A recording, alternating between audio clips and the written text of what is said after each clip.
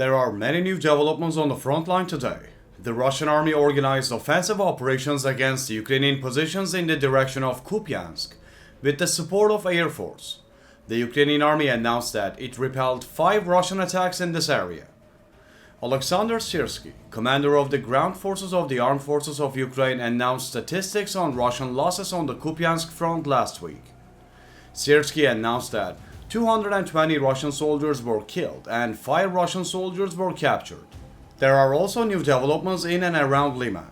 The Russians organized airstrikes on Serebriansky district of Luhansk region and Terniv, Spirne and Vesele districts in Donetsk region. The Ukrainian military reported that the Russian airstrikes were largely unsuccessful.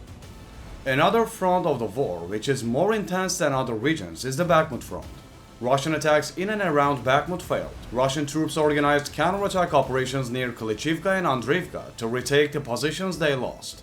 All 4 Russian attacks were foiled by Ukraine. Russia has lost a lot of military personnel and equipment in Bakhmut since the beginning of the war and continues to do so. The Russians also carried out unsuccessful offensive operations in Bohdanivka, Kromove and Pivdeny regions in Donetsk region. Thanks to the active defense strategy implemented by the Ukrainian army in the region, these attacks were also repelled. The Ukrainian armed forces repelled a total of 5 Russian attacks in these regions. Another important front like Bakhmut, where the war is intense, is the Avdiivka front. The Ukrainian army continues to struggle with intense Russian attacks in this region. The Russians continue to exert intense pressure on Ukrainian troops in Avdiivka with the support of the Air Force. Russian troops carried out intensive air and ground attacks on Avdiivka, Siversky and Pervomaiska regions, but these attacks failed. Ukraine announced that it successfully repelled 6 Russian attacks in this region. Although Russia has lost a large number of military personnel and equipment in and around Avdiivka, it continues to send reinforcements to this region and increase its attacks in the region. Do you think Russian leader Vladimir Putin cares enough about the dead Russian soldiers? Intensive Russian attacks on the Marinka front, which has experienced significant developments in recent weeks, continue.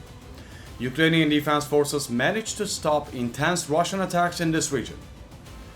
The Ukrainian army repelled 17 Russian attacks in this region, weakening the strong and intense Russian pressure. The Russians, who carried out airstrikes in the Novomykhailovka region, also failed. What do you think about the offensive and defense strategies of the Ukrainian army in and around Marinka? While intense clashes continue on the front line, the Russians want to strengthen themselves by forming volunteer units in the temporarily occupied Ukrainian territory. But the local population does not want this.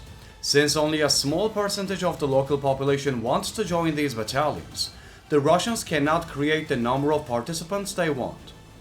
The Russians want to create extra military units to fight on the front line, because the Russians have lost 305,090 military personnel since the beginning of the war. Among these, more than 300,000 soldiers were commanders, generals and soldiers who took up arms for the first time. In fact, the vast majority of them participated in the war for the first time. Putin sending inexperienced soldiers to fight at the front line was also reacted by the Russian people. Perhaps this is the main reason for the high number of military personnel lost by Russia on the front line. What do you think about the latest developments on the front line and Putin's policies?